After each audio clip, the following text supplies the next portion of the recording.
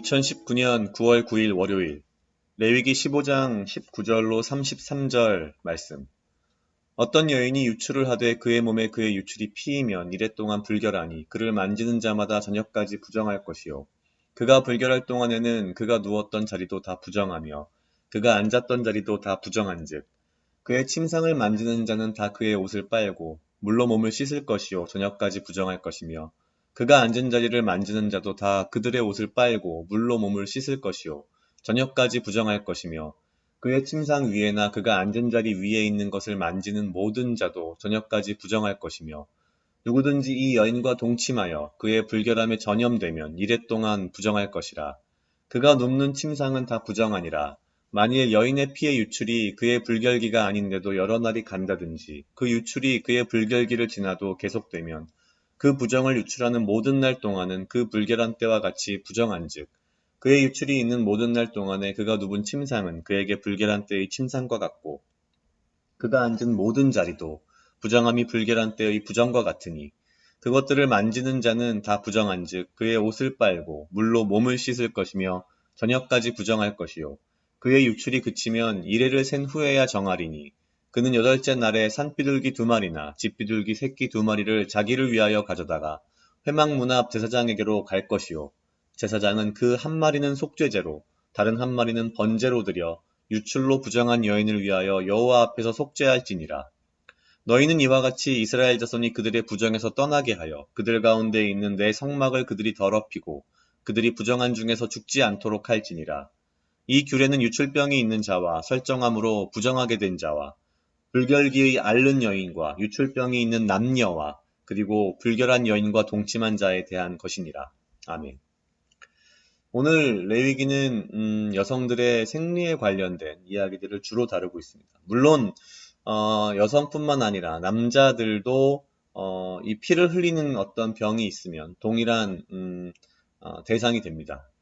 이런 본문의 큐티를 할 때마다 참 난감하긴 한데요. 지금 우리에게 사실 큰 의미가 없기도 하고요. 특히나 이 내용을 문자적으로 우리가 해석하는 것은 현재 우리의 상황에 맞지 않다는 생각이 듭니다. 물론 당시 이스라엘 민족에게는 어떤 위생이나 의술, 기술 이런 것들이 그다지 발전하지 않았었기 때문에 피가 굉장히 위험한 요소가 될 수도 있다는 생각은 합니다. 그러나 지금 우리에겐 전혀 해당되는 이야기는 아닌 것 같고요. 이런 본문을 지금 오늘날의 우리에게, 지금의 저에게 어떻게 적용할 것인가는 참 어려운 문제이긴 합니다. 가만히 생각을 해봤는데 이 당시에 이스라엘의 여인들은 얼마나 억울했을까라는 생각을 했습니다. 사실 뭐 생리적인 현상, 자연적인 현상으로 한 달에 한 번 마법에 걸리는 건데 그러고 나면 꼭 그 후에 속죄제, 번제를 드려야 하는 이런 번거로움이 분명 있다는 거죠. 되게 억울했을 것 같습니다. 뭐 그러고 싶어 그러는 게 아닌데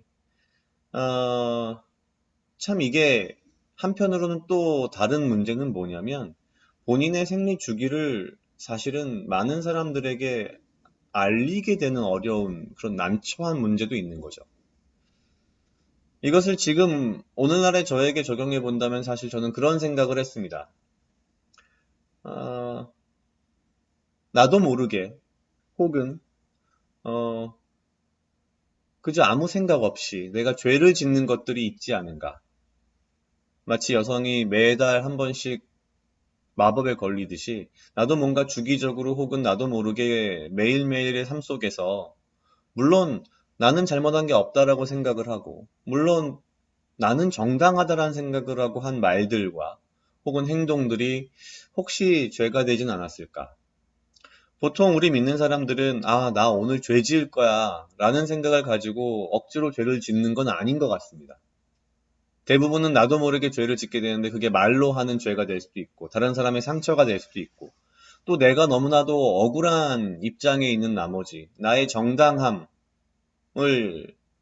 뭔가 보여주기 위해서 말을 하기도 하고 행동을 하기도 하는데 그것이 어쩌면 나도 모르게 죄가 되는 그런 상황은 있지 않았나. 그냥 난 아무렇지도 않게 농담처럼 던진 말들이 누군가에겐 상처가 되지 않았을까. 이런 생각들을 하면서 결국 이 본문을 통해서 하나님께서 우리에게 말씀하시고자 하는 것은 그냥 우리가 가진 죄성, 너무나도 자연스러운 죄성 때문에 나도 모르게 짓는 죄에 대해서도 분명히 나의 책임과 그 죄에 대한 경각심을 가지고 회개를 하라라는 의미가 있는 것 같습니다. 이 여인들이 사실 한 달에 한 번 이렇게 되는 것이 본인들이 의도해서 하는 것도 아니고 하고자 해서 하는 것도 아니고 어찌 보면은 그냥 그저 자연스러운 현상인데 마치 그것처럼 우리가 우리 삶 속에서 나는 그냥 자연스럽다고 생각하고 나는 아무렇지도 않다고 생각하는 것들 중에 분명히 큰 죄가 있을 것이다라는 생각을 했습니다. 저도 제 자신을 좀 돌아보니 그런 면이 좀 많이 있는 것 같습니다. 그래서